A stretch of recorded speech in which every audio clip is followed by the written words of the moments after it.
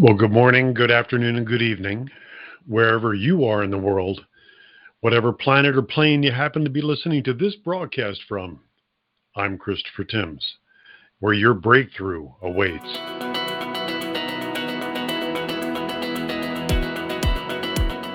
It is my joy, as it is my privilege, to sit here in the big chair, navigating our way through the limitless possibilities of life here in our weekly wisdom calls.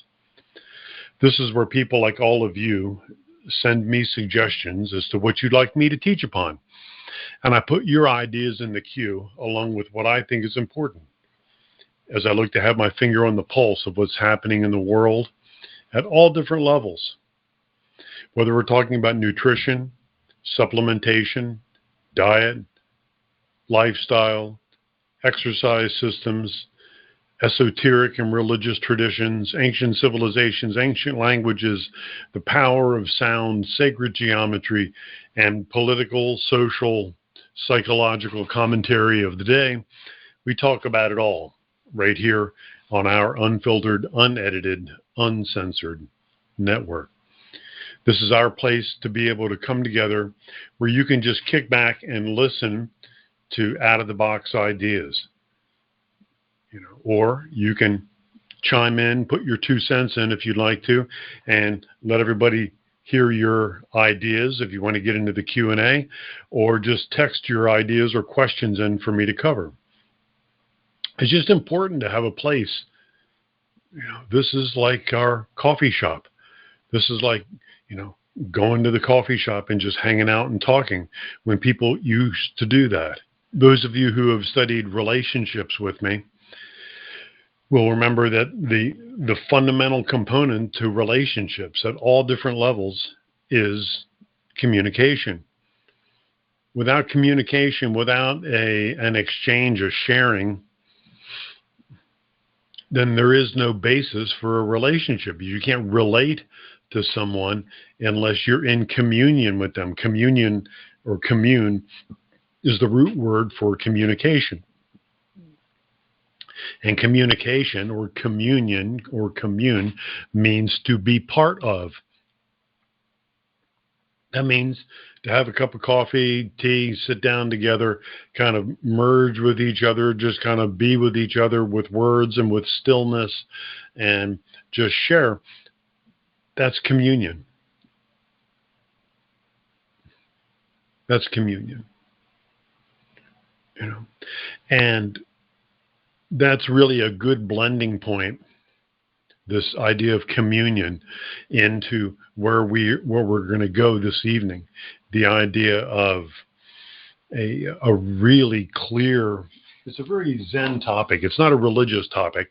The idea of grace. What is grace? And receiving our eternal blessing. And it is a gift, you could say, that is ceaseless. It is continuous. It is ongoing. So, once again, welcome. And I'd like to begin this teaching with what I call the eternal teachings. So take a nice deep breath and close your eyes.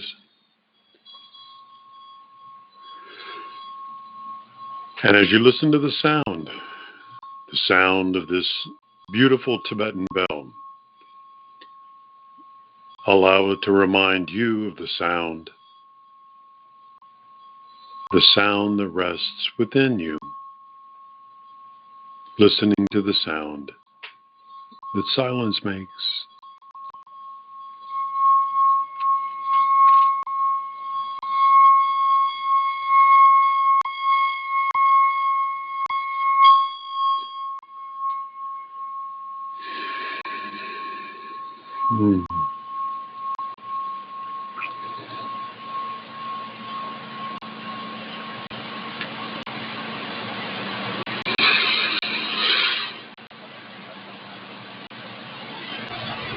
There is an essence that binds and sustains and is all life.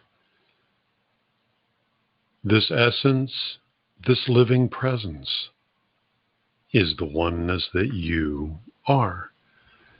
the oneness that you are. Shapeless, formless, and eternal are you, with no boundary, with no container. You were never born, so you can never die. This is the oneness that you are. This is the oneness that you are. With nothing to grow into and nothing to become, for you are all life. You are all life. There is no separation between you and me, the air that we breathe, the sun that shines upon us, or the earth that we walk on. No separation at all. All life is one. Always has been and always will be. And this oneness that is the air and the earth, this oneness that is the seasons for the harvest and the laughter of the children, this is the oneness that you are. This is the oneness that you are. This cannot be taught to you, for this is not to be understood. You see, this is only to be experienced, appreciated, and realized. Accept this and be free. Accept this and be free. Accept this. All of this. All of this. And be. Just be. Just be. Just be. Take a nice deep breath and blow it away. And gently open your eyes. Well, once again, welcome. And that blessing is called the Eternal Teachings. I've been sharing it at the beginning of most all of the lectures, most all of the workshops and teachings, not all of the time, but any formal teaching, yes. And this evening's topic merited it, for sure. Since January 8th of 1988 is when I started this non-stop enlightenment extravaganza that we call the Order of the Blue Star. For those of you who don't know, the Order of the Blue Star gets its name from ancient Greece, where Socrates was the head of the mystery school during his incarnation or lifetime there. And it was, of course, called the Academy of the Blue Star. Socrates, like Plato, got the essence of what they were going to bring into the Greek culture and then into our culture today, from the ancient Egyptians.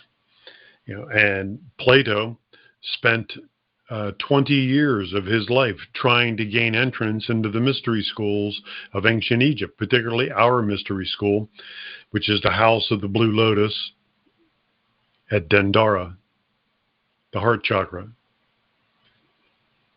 dedicated to the goddess Hathor, of course. And it took him 20 years. He kept failing the entrance exam. And just, as something to consider, Plato was no slouch, okay? He's Plato, okay? And he kept failing the entrance exam. And then he finally got it. And we talk about all that in the very first episode of the Mystery School Teachings, the first doorway, it's called. What that was all about. And it had to do with the essential questions of life, the answers to the essential questions of life and the journey that each of us takes through what we covered in the last workshop that I taught, called the Stepping Stones to Freedom.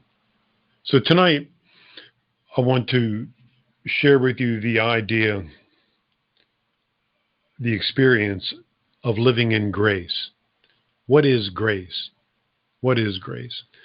And to really grasp what grace is consciously, keep on the side shelf over here to one side the idea that we spoke about a few minutes ago about communion being the fundamental part of all relationships, communication.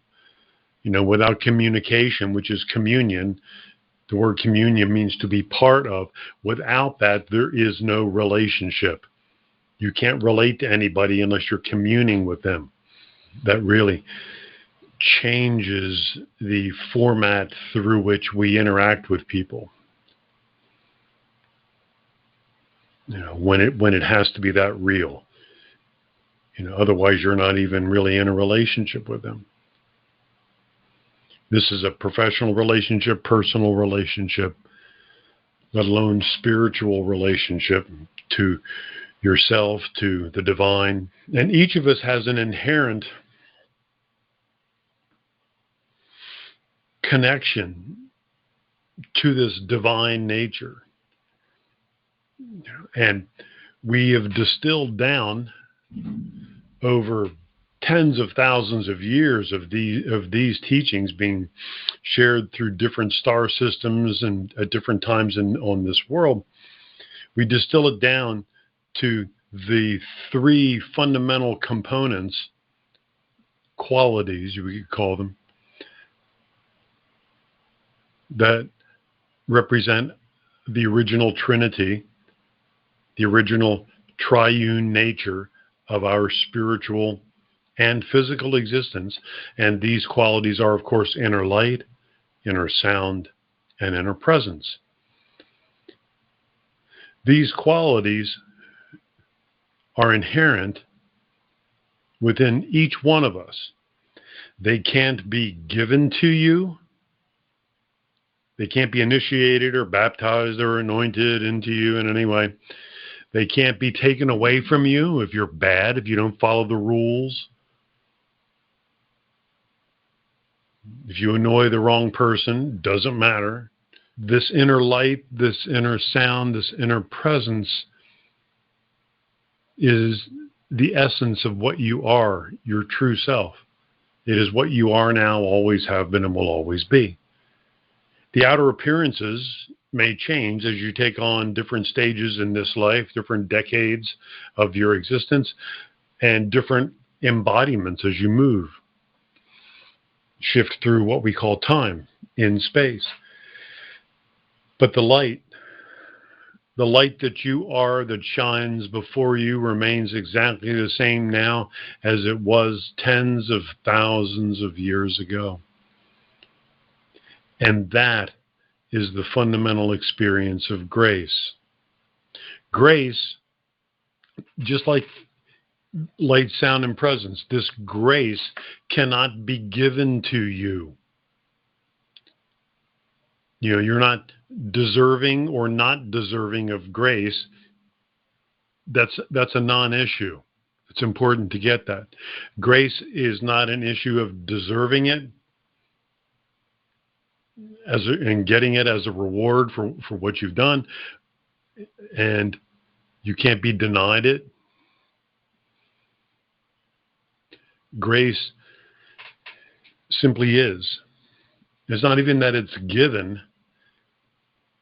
It's like the cup of everlasting life. It's just being poured out into all of creation.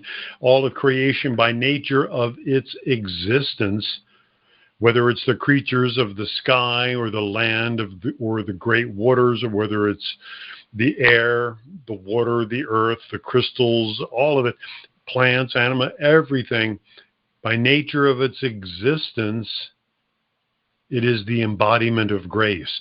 You are the embodiment of grace. And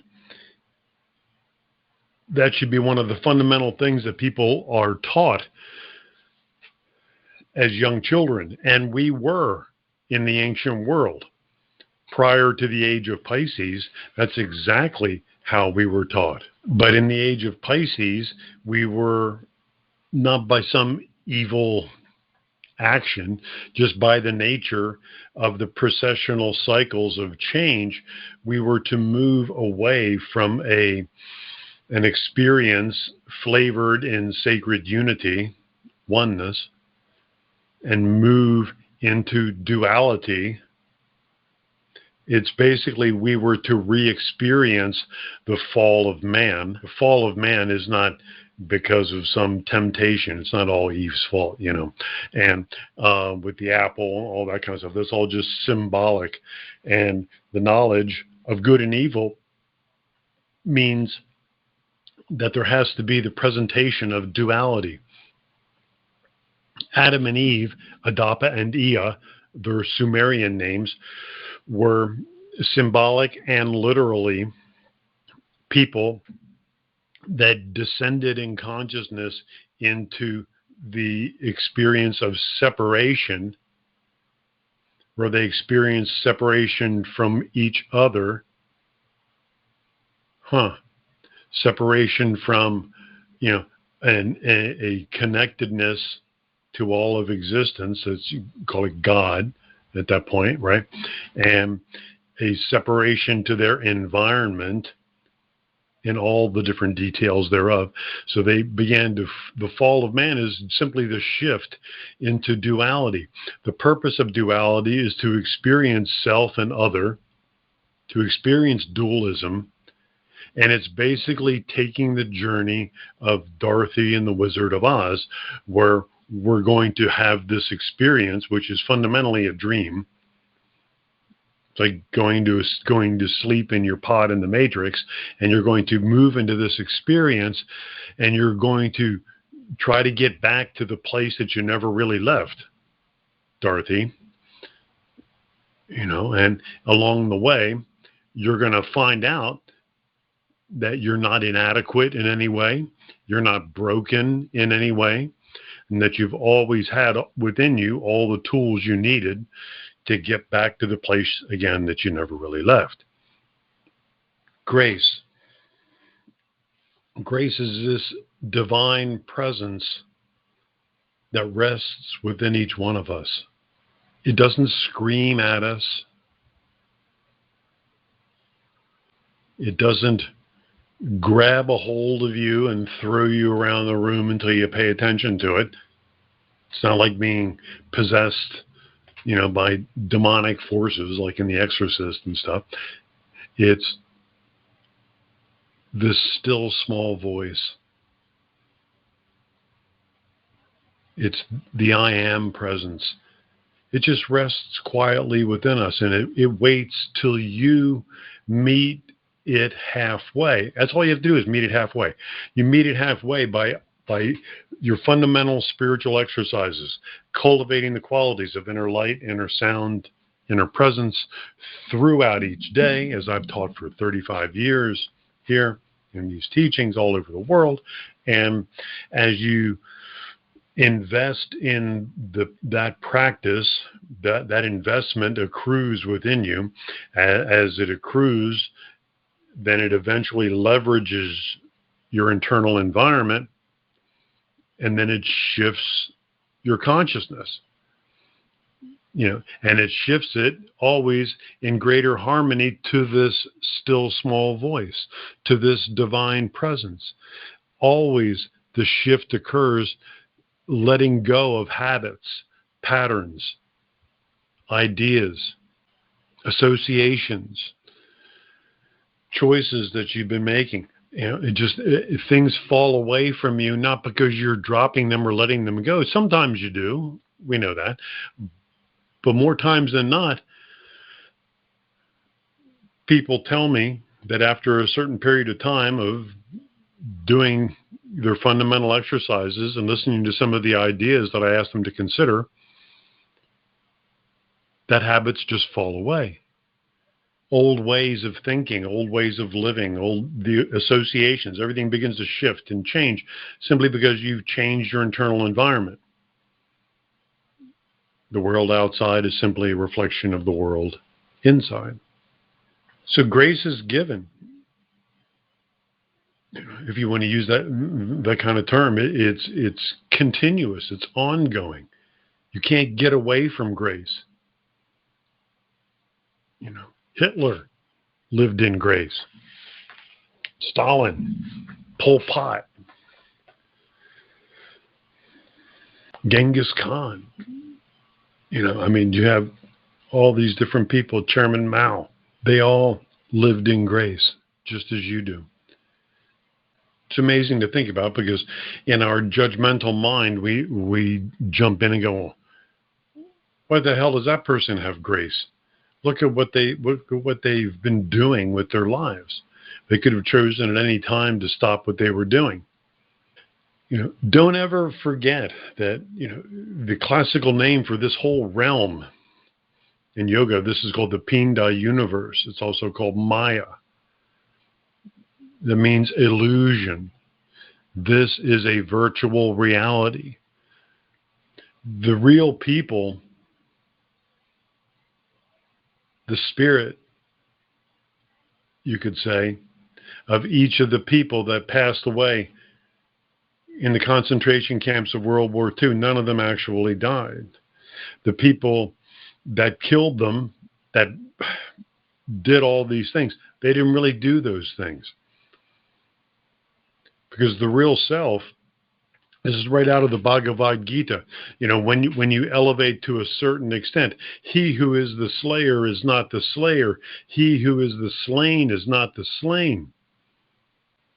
It's not that sins are forgiven. They never really existed when you're in Krishna consciousness, which is the same as Christ consciousness. When you elevate to that point, and when you're getting glimpses of the experience outside of the matrix, you're free of all that stuff. You're free of all that stuff. Now chances are none of the people that did those things, by nature of the things that they were doing, were free of that penance. Meaning that they were still living in the illusions that this was the real world, that they had to do these things, and that they were making these choices, and that they were, blah, blah, blah, blah, blah, each of them in their own way. So therefore, they're subject to the effects of the choices that they make at the level of choices that they're making.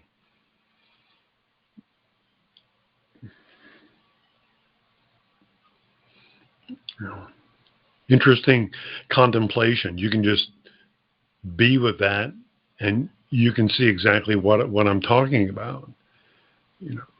He who is the slayer is not the slayer. He who is the slain is not the slain. The true self doesn't come or go anywhere. The true self was never born, can never die.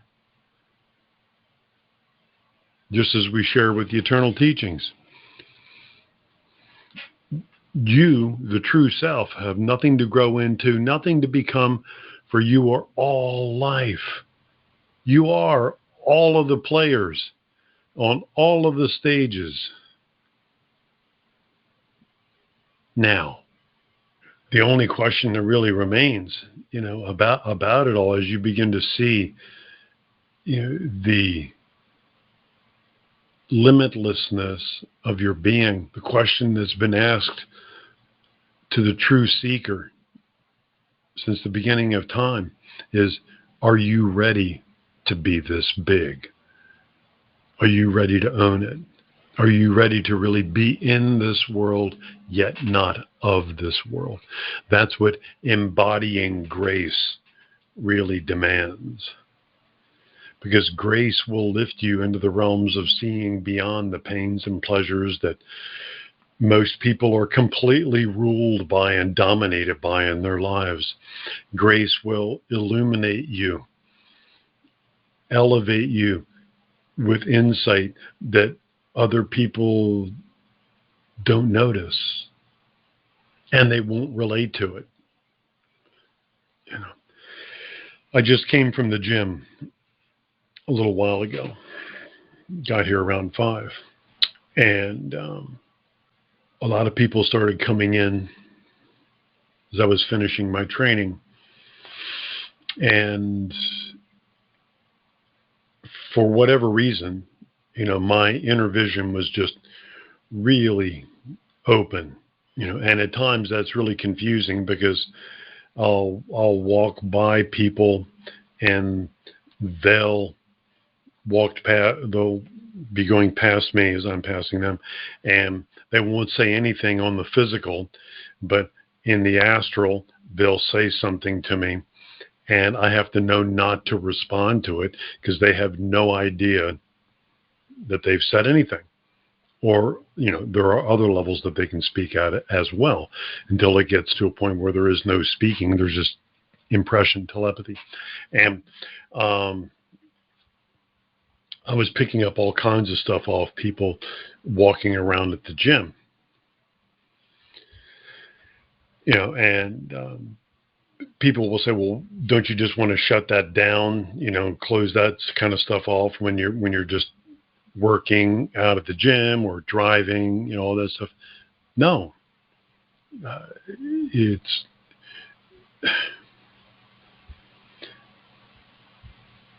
It's a greater challenge in life to let yourself be natural, to let yourself be organic. If I'm open, I'm open. If I'm wide open, I'm wide open. If I'm getting readings off people in the room 20 feet away from me, then I'm getting all that from people 20 feet away from me. It doesn't mean I have to do anything about it. And it's all an opportunity to embody grace. Receiving grace is really kind of it's wrong languaging, really. It's more accurate to talk about realizing that you live within grace. From the old Hebrew, during the time of Christ and before, they would talk about living with a yoke. And the yoke means the law, like the Mosaic law. And you had to follow the law. But when you reach a certain place in your spiritual journey, which is, it's been distorted, by the Christian churches. Has nothing to do with Jesus dying for anybody's sins or anything like that. It has to do with the appearance of the Christ within each one of us. That's the first coming. And as we awaken to that nature, we no longer live under the law, which another word for law, as it moved into the time of Constantine, became sin. And sin, or the law, are like weights that hold you down into the depths of the illusion, which becomes a delusion when you believe that it's real, in the Matrix, in Maya, in this virtual reality.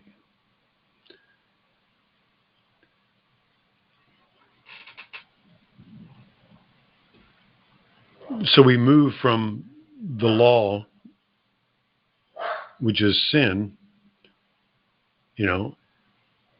into, you could call it a law, but it's really not a law. It's a quality that precedes and supersedes all the laws, which is grace. And all we have to do is realize it. I mean, that's a really important thing. You see, in the age of Pisces, as we moved into the age of Pisces, the freedom what could be called the pursuit of the true spiritual goal, which is Jivan Mukti from the original Sanskrit. The ideas of true liberation and freedom being inherently already within us through the experiences and continued cultivation of light, sound, and presence, which is the embodiment of grace, that became obscured by the Mosaic law, and the surrounding other codes and laws all around that. Still to this day, if you don't believe the way you're supposed to believe, this is true in Eastern religions or Western religions, if you don't follow the premise of your church and believe the way you're supposed to believe, then you can get shown what's called the left foot of fellowship, or, which you get kicked out. And in Eastern religions, if you don't buy the whole guru thing, if you don't, follow through with the devotion thing that you're supposed to have to the guru, to the master, all that stuff, then you can get kind of 86th out of that one too. And these are all ways of the Piscean age getting you to comply over and over again in incarnations until you've just had enough of the BS and you just wake up and start questioning everything. And then as you begin to question everything, you begin to realize that I'm not broken. I don't need to be fixed. There's nothing that anyone can give me that I do not already have. And once I realize that about myself, then I realize the same is true for everyone else everywhere. So that became one of the foundational ideas and teachings back in 1988. It still is to this day, of course. You're whole and complete as you are right now. You can't become more divine, more sacred than you are in this moment. You are the living light and the living word, and what we could call the living presence made flesh.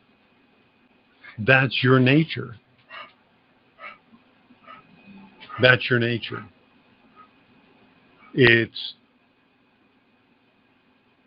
not what you will become. It's not a reward you get. It simply is your true nature, your real existence. And that's grace. That's grace. And now, grace, in its beginnings, as you begin to realize your own sacredness, this divine nature that you already are within yourself,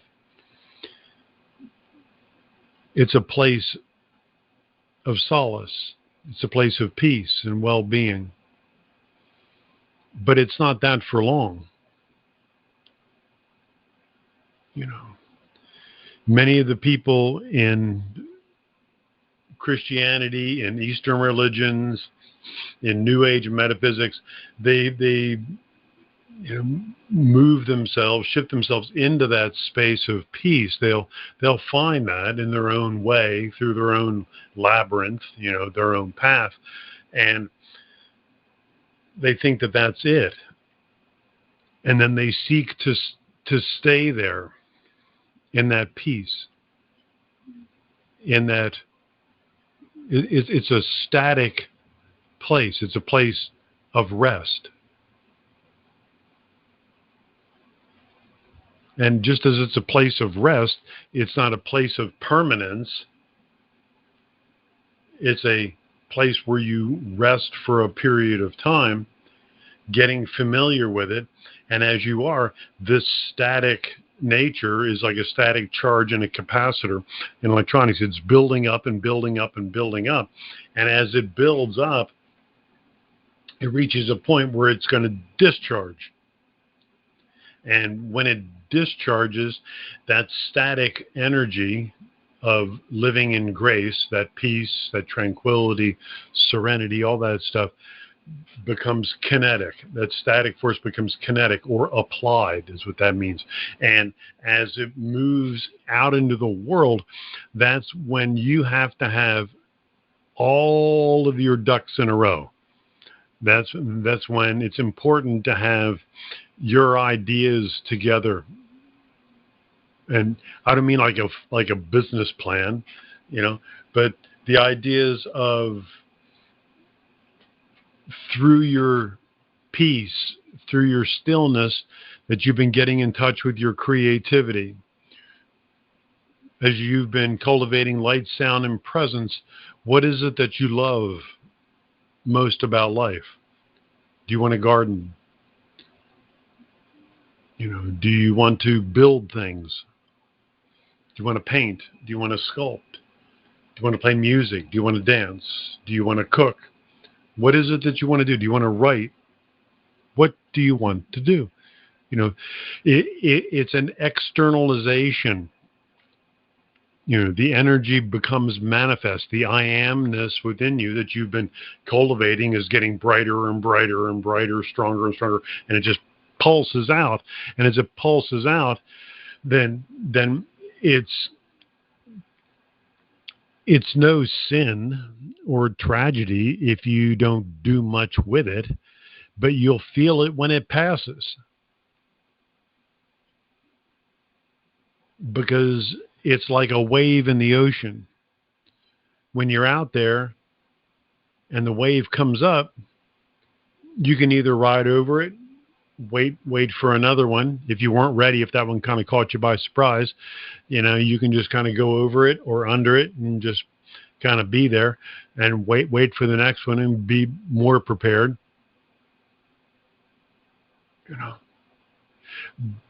But it's just like surfing in the ocean. You don't really know. You're going to go into the shore, but you don't know how your ride is going to be. Every ride on a wave is unique. Everyone is different. No two rides are the same, nor do you really want them to be. It's called living in the state of discovery. Discovery or emergence, at the center of our torus, the torus of creation. This state of discovery is fueled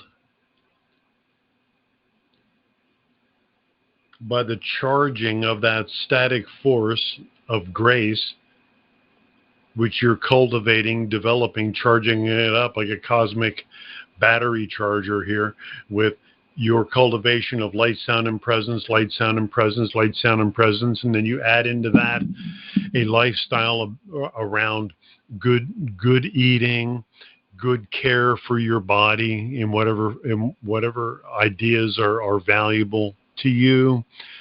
And, the pursuits in a lifestyle that, again, as you live further and further, as the years, decades, centuries go on, then more of your habits naturally fall into harmony with light, sound, and presence, light, sound, and presence, light, sound, and presence. So as you cultivate these qualities, the charging and the discharging become brighter, stronger, faster, meaning more frequent, until it just becomes a continuous stream. And this continuous stream of the outpouring of grace is a reflection of the continuous state of grace that each of us is being filled with throughout each day. For most of us, this grace that we're filled with is used to just offset some of our personal habits, our choices, our discouragements, our fears, our confusions, our frustrations, all the different behavioral things that go on in life. And that's okay. Grace doesn't care about any of that. Grace is fine with all of it. Grace just is. There is no judgment. There is no assessment. That's why it's a blessing. to all. All of creation is filled with grace continuously. No matter which way the oak tree wants to grow, it's still filled with grace. No matter how my avocado trees want to grow, they're still filled with grace. No matter how many raccoons and armadillos run around in the yard and grab mangoes right off the tree. I guess that's more the raccoons than anybody else at this point, but the armadillos like digging up the yard, which is pretty fun, and the possums too. I mean, we just have just all kinds of amazing little animals here, and they're all filled with the same amount of grace. There's no judgment from the universe. As we ascend in our own personal consciousness, we begin to realize, and we have to remind ourselves, because it's easy to fall out of remembrance into forgetfulness, that in this life, there is no judgment other than self-judgment. There's no judgment outside of self. It can take that form in the matrix, but as soon as you elevate above it, you see that you are your own judgment. You are the judgment angel. You are any of that stuff, depending on your cosmology. You are all that. So there is no judgment other than self-judgment. There is no incrimination or sentencing other than that which you apply to yourself. And in this life, through grace, you don't sentence yourself to what you think you want. You don't sentence yourself to what you don't want. You don't sentence yourself to what you think you deserve. You simply sentence yourself each day by means of your own participation in your own existence to yourself. You are sentencing yourself to yourself. And this self is not just the boundaries of this physical body. It appears to be self and other, I understand that. But by the nature of existence, as you elevate to this level, this self that we're talking about is reality. What you call reality. This is your body. This is your body. The opportunities that avail you. The countries that you live in. The relationships that you have. These are all outer manifestations of the inner qualities, the inner workings that are conjuring themselves up within yourself.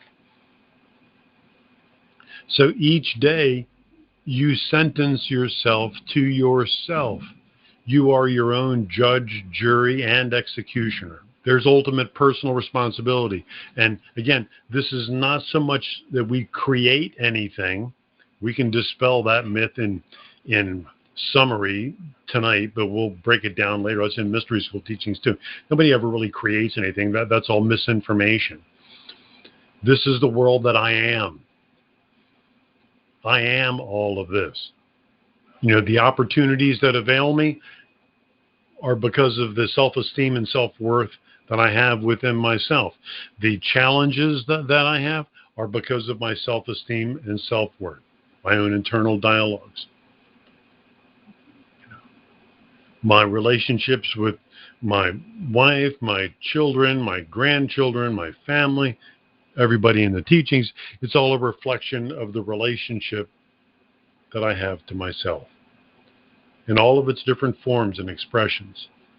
And it's really easy for people to look at something out in life and go, good God, I would never, ever be like that. That's not me. That's not me.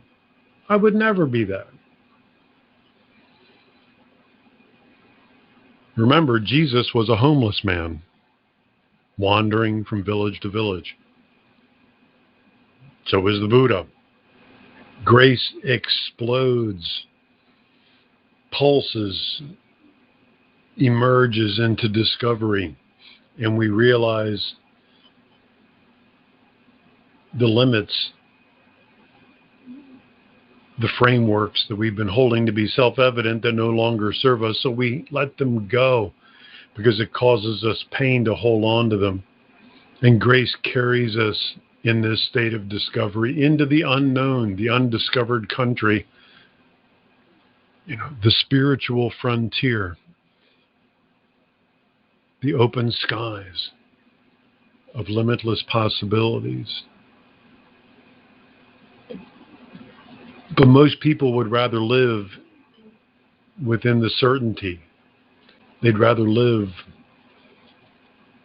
instead of exploring the great what if, to stay with what is known. And that's okay, because grace is still grace. Grace is still filling that person.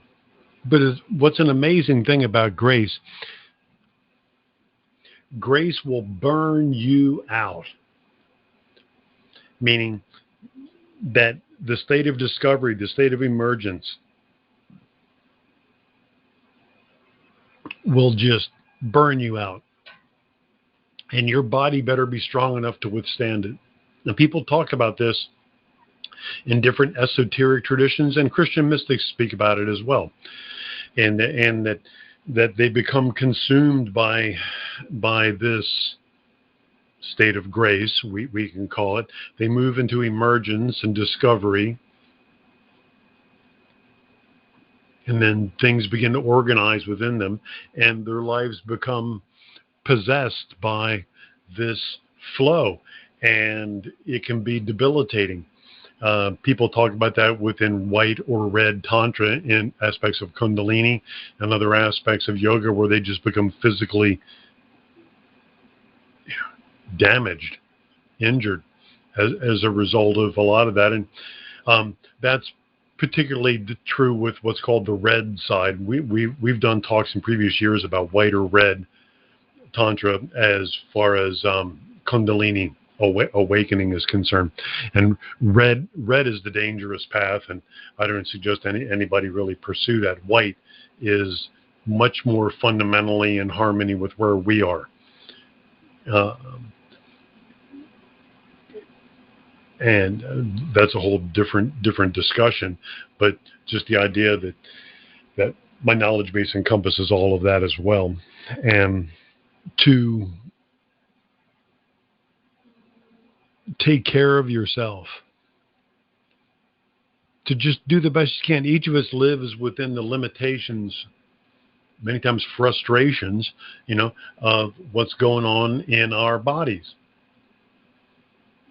And I beat the heck out of my body when I was younger, playing sports, and I've had injuries in sports. I've had injuries in construction work, falling off scaffolding, 2.5 sections high, had torn ligaments in both of my knees, playing college basketball, and just, one thing after another, but I train, I work out, I work through with injuries in life. And this is true for emotional injuries, physical injuries, right? Some injuries, you train right through them. And you just work right through them, and your body plays catch up because your body responds to the demands you're putting upon it, and you get right through those injuries. It takes wisdom to know about those kinds of injuries. Other injuries, you have to go around. You can't go through the injury. You have to go around, but you still get to the other side. And the body's an amazing thing.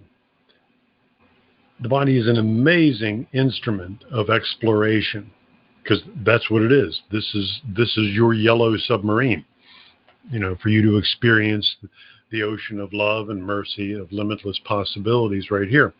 And it is a self-rejuvenating, self-healing. All we have to do is give it the right environment in which to do that, and your body can heal just about anything. And if it can't heal it, you can do an end around where we can compensate for a lot of the predisposed momentum that people have had for years and decades, sometimes even multiple lifetimes of stuff. As Lao Tzu says in the Tao Te Ching, the physically fit man does nothing for the sake of physical fitness. And I remember I read that for the first time and I thought, oh crap, a big portion of my life has to do with exercise, working out, training. I love sports. I love being out there doing all of this stuff. Plus in construction, you can make more money if you're healthy and strong and in really good shape. And being a professional drummer, I could kick butt for 4 sets a night playing out, and feel great the next day on the job site at 7 a.m. when we would start work, because I was really healthy and strong. But now Sun Tzu says, and I'm trying to study the Tao Te Ching, and I'm going through all of this, thinking, oh God, do I have to give up working out? And then I realized, no, because it's not what you do in life, it's how you do it. And some of you who have known me all these years will remember that from all that stuff from the very beginning. It's not what you do, but how you do it. So when I go to the gym, like I did today, I'm not going to for the sake of physical fitness. That's a byproduct of what I get as a result of my deepening relationship to my own divine nature, my communion with God. I'm going to hang out with God at the gym.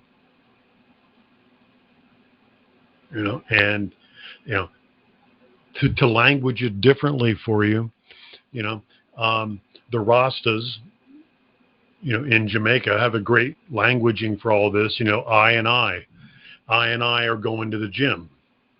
That means God and I are going to the gym. God and I are going to the grocery store. I and I are going to school. I and I are going to work. And when they say I and I, that means God.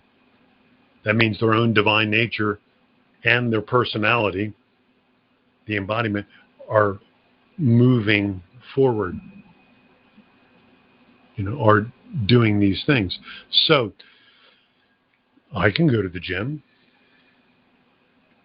I can go ride a bike. I can play basketball.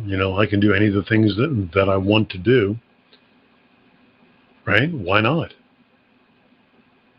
It's just not for the sake of glorifying the body. It's not for the sake of that. It's not what you're doing, but how are you doing it?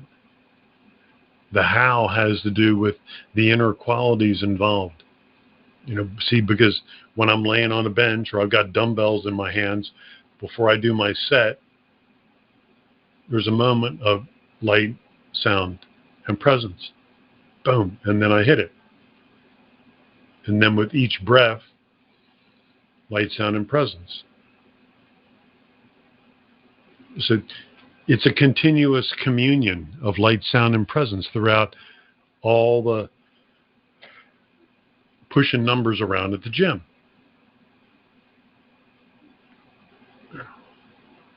And when I'm walking Sweetie Pie, when I'm walking the dog, when Yolanda and I are out at the beach, it's glorious to be able to watch the waves, particularly at sunrise, as the water shines on the stillness, particularly this time of year, because the ocean's particularly still.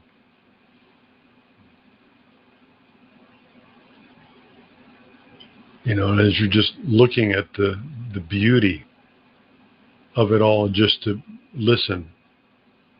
You hear the sounds, the subtle sounds of the ocean in its stillness. But then you hear that high-pitched ringing sound.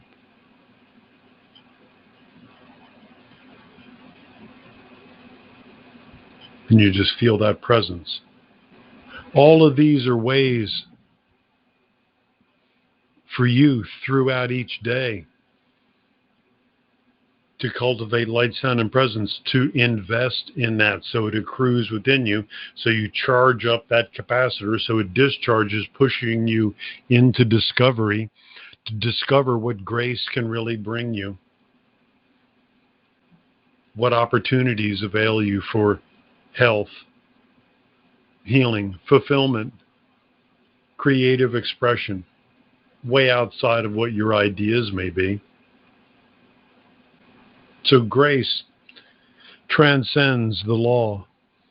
It transcends spiritual contracts. It transcends what people call karma or sin. But you have to let grace, you have to surrender into grace and let grace, through the cultivation of your light, sound, and presence, let that elevate you, transcend the illusion in which all of those qualities seem real: contracts, momentum, sin, karma, all that stuff. There's a band in which all those qualities operate. You operate very clearly, very decisively, very effectively. And as you elevate, you're going to transcend all of that stuff. And that's when you get to be in the world down here, but yet not of this world.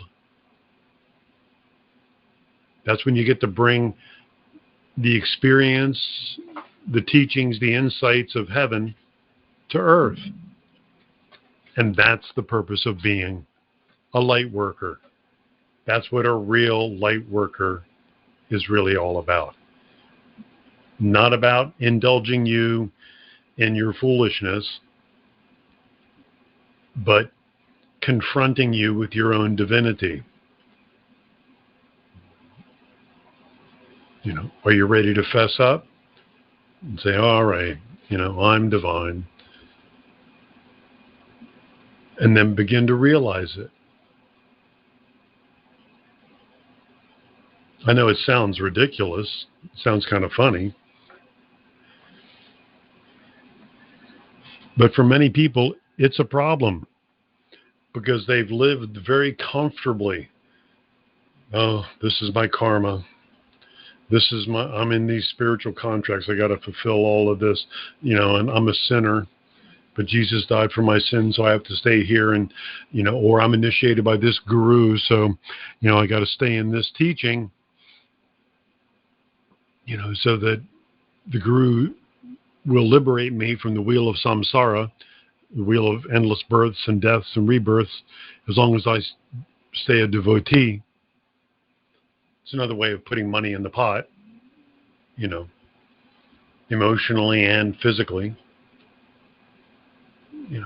All of those things are part of living according to the law, the Mosaic law, just in different forms.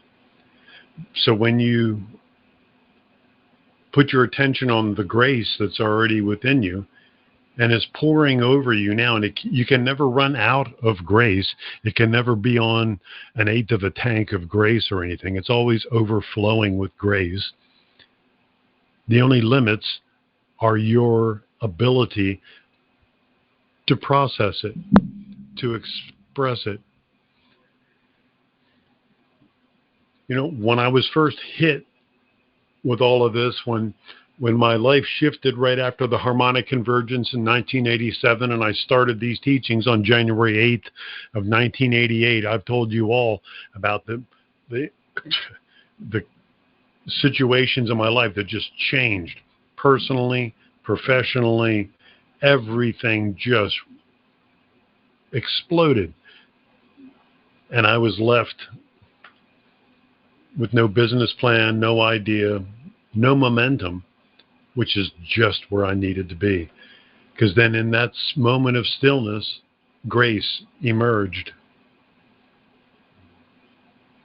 And it became all of this 35 years later. With no business plan, with no idea. I was just going to share things with people that I thought was the most important things in life to share. Things to kind of detour away from that I thought were distractions, and why I thought they were distractions, and then things to fill your life with. Because through my own experiences, and insights, I found that they to be quite advantageous, quite potent. So I had no idea. I was 28 years old as a kid. But through grace and my own self-discovery, thank goodness I was in good shape. Thank goodness I was able to handle it, because within 2 years of that time of 1988, I was traveling to 18 to 20 different, I think it was 20 at the end of 2 years, major cities just in North America, from Victoria in Canada to Santa Cruz, San Francisco, down in Southern California, across all through Arizona, Texas, across the country in different areas throughout Ohio, down into Florida, from the Keys all the way up, back up into Montreal, Ottawa, Hull, London, Ontario, Toronto, Mississauga. Just, it was insane. It was just insane. Edmonton, Alberta. It was just insane. And I was driving 50 to 60,000 miles a year. Miles, not kilometers, miles per year, let alone what I was flying. And there was no business plan. There was no website. The original website that our friend Guy built, that wasn't out yet. It was just an 800 number. People would call, leave me messages and say, Mr. Timms, we'd like you to come out here, come out to Edmonton, and we'll send you tickets. Okay. I had a post office box at the house that I had in Hot Springs, Arkansas at the Crystal Mines, and I had a P.O. box right there at Hot Springs Village. They would forward me my mail to wherever I would happen to be for a week or two. So that was all craziness. People would send me tickets. I'd go to places that I'd never heard of. And if I wasn't really healthy and really strong, I would have just burned out completely. Because I was living in the state of grace, the state of discovery, the state of emergence. And it's the ruthlessness, as Carlos Castaneda wrote many years ago, the ruthlessness of the warrior. You have to be ruthless with yourself and in your surrender to the potency, the power, this flame, which is grace.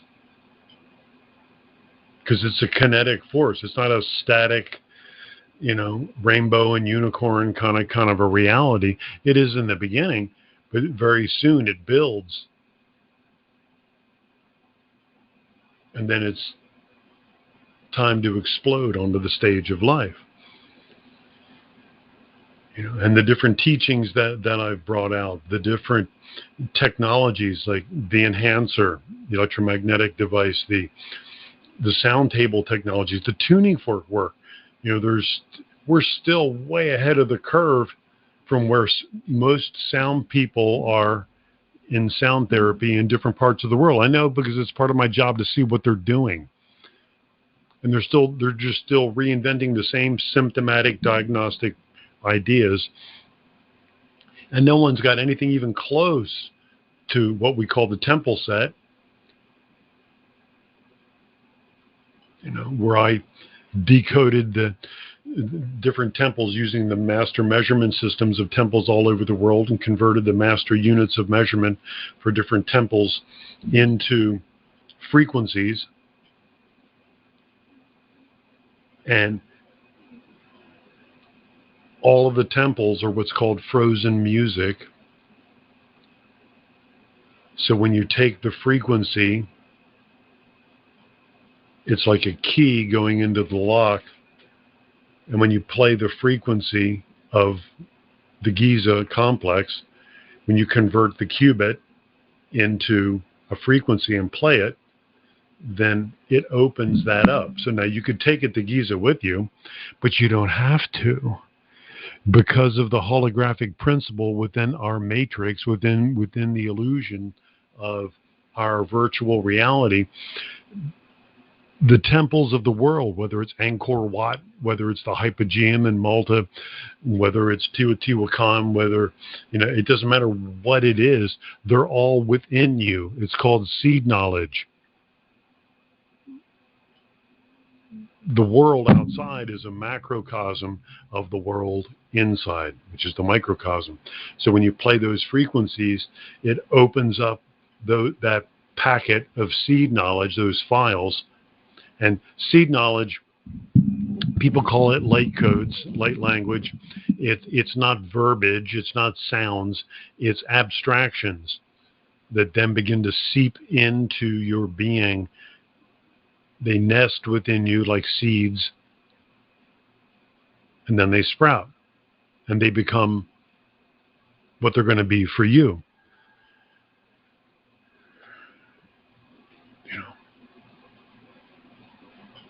Nobody's doing things like this. This is what happens when you live in grace and you surrender and let grace grab a hold of you. And sometimes it feels like grace is just pushing you down the road. Is it going to be easy? No. Or are you going to be filled with buckets of money? Not necessarily. But I've been in business for myself all of my life. All of my life. I've been a terrible employee. Okay? I have to do things my way. I am. I'm just a terrible employee. And when I was a kid, I had several jobs. Didn't like it. When I was a young guy with my skills, I didn't like working for my dad in the contracting business. I didn't like working for other contractors. So when I got good enough, at least when I thought I was good enough, I went out, got my own contractor's license, started my own business, and did it all for myself. So what I'm saying is, since I've been in my 20s, I've been working for myself. And when you're working for yourself, you're used to living in a time of feast or famine, feast or famine, feast or famine. Things are never consistent. People say, oh, well, you can make money and just write yourself a salary every week, and then you'll be okay. And the business may go up and down, but you stay the same. Yeah, you can be really fortunate and be in that situation. But for the majority of us in life that are in business for ourselves, you don't really take a salary. Sometimes you make a pile of money, and sometimes you're scrounging together to pay the month's bills. And it just goes that way. It just goes that way. And that's why it's not for everybody. But if it's for you, grace inspires you to figure it all out. Grace inspires you to figure it all out. Grace inspires you to discover what it is that you really want to do in this chapter of your life, Mr. Timms. What do you want to do now? You've done this, you've done that. What do you want to do? Well, I realized this evening, or I realized yesterday, and I wrote Angela and said, can you throw this graphic together? I know it's all of a sudden, and there's no time or anything. Do you think you could do this? Because I really want to teach this class on grace. And see, that's what's amazing about having the right people involved in your life. This is communion. This is the right relationships. This is following the wave, which is grace, into discovery, emergence, and then the other qualities that we've talked about. When you work it out in the torus, from emergence to systems organization to coherence, self-determination, right, all the way around. as you move through that, when you have the right people, then everything will work out just perfect. And it did. It did. Beautiful graphic representing what the teaching was going to be today. And normally Wednesday evening is a teaching for just the insiders. But I wanted to make it a public teaching because I wanted to speak to the world and get it out there about grace. On a few logistic notes as we begin to wind down here, on July 13th, which is a Thursday coming up soon, I'm teaching a 3-hour workshop, 7 to 10 p.m. for $39. It is Light Worker Boot Camp, and this is really the beginning of Light Worker Boot Camp. And it has to do with getting rid of a lot of ideas, deprogramming yourself from yourself, a lot of self-limiting ideas, notions, momentum that comes from them. And we repeat the same cycles over and over again in lifetimes. And it's just time to get rid of all that stuff. And that's why the teachings, biblical teachings, esoteric teachings, that's why all of it talks about you have to die of the old self. And unfortunately, what I've seen conspicuously in metaphysics and New Age, that everybody wants to bring all of their old self with them and put on their light worker wings, and their fairy wand and run around and no, it's really not about any of that. It's really the work you do on yourself.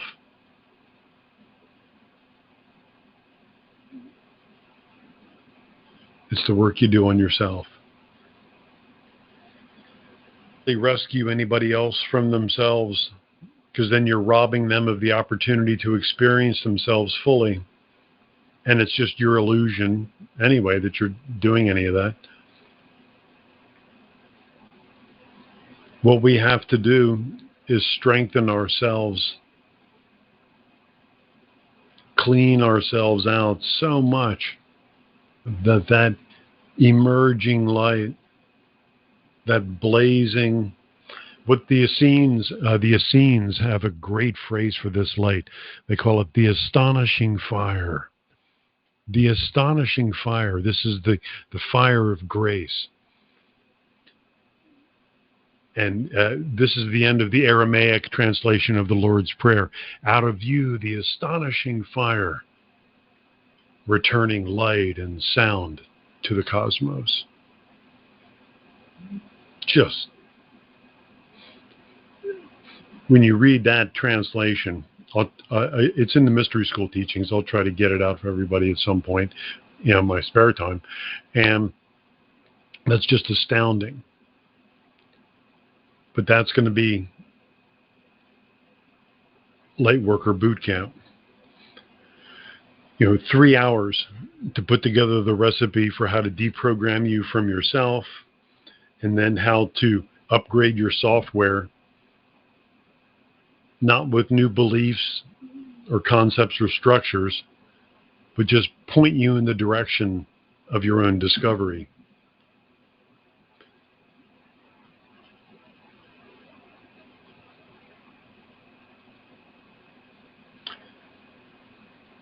So that's what's coming up on the 13th. Hope you can join me live for that. Of course, if you can't be there live, the replays are always available for people.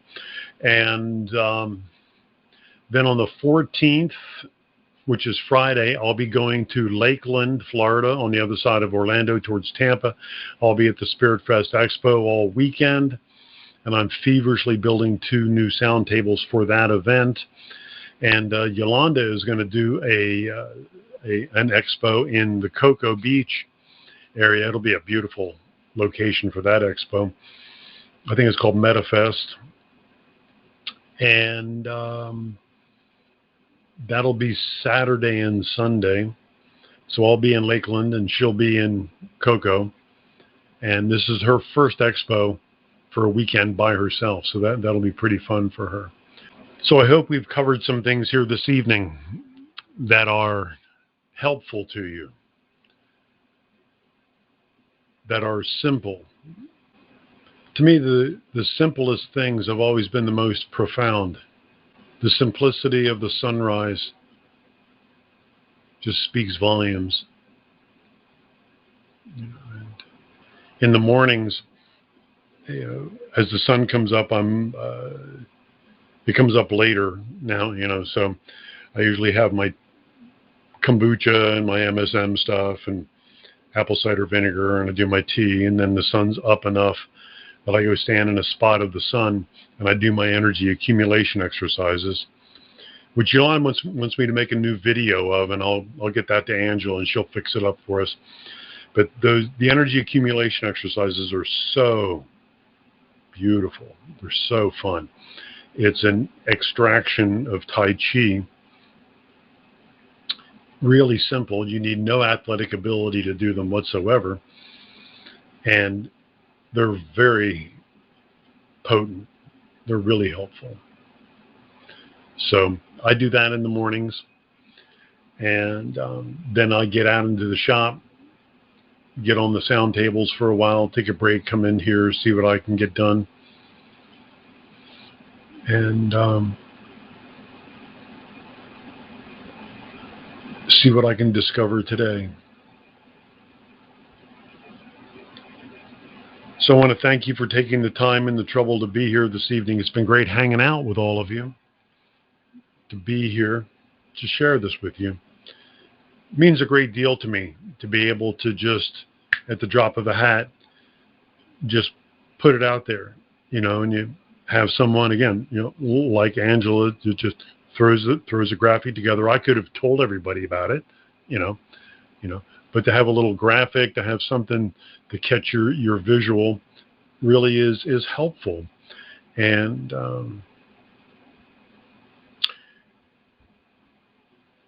again, I appreciate all of you being here. It means a great deal, because a gift, if I have a gift that I want to give and there's no one to give it to, becomes kind of a problem, doesn't it?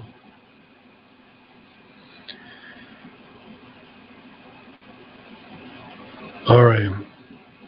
Well, until next time, this is Christopher Timms, Baraka Bashad. May the blessings be. Thank you very much.